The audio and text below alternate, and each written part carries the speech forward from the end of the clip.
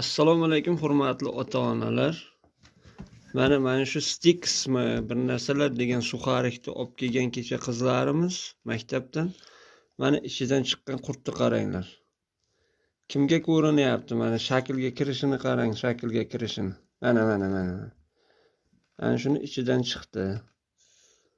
Sizlardan iltimos, hurmatli ustozlar, iloji bo'lsa tanaffus paytida bufetlarga chiqib olmasin shu narsalarni. Mana qarang, qurtni qarang. Bu bolani ichiga kiradigan bo'lsa, bu nima bo'ladi bu? Mana men hozir uyda ko'rib qoldim shu narsani, to'kib ko'rdim, ichidan mana shu qurt chiqdi. Mana shaklga kirishiga qarang buni, mana.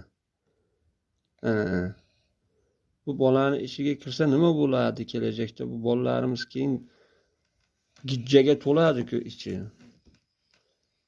Ota-onalar, sizlar ham hushyor bo'lsizlar, pul bermaysizlar qo'llariga. Bunaqa mahsulot olmasin.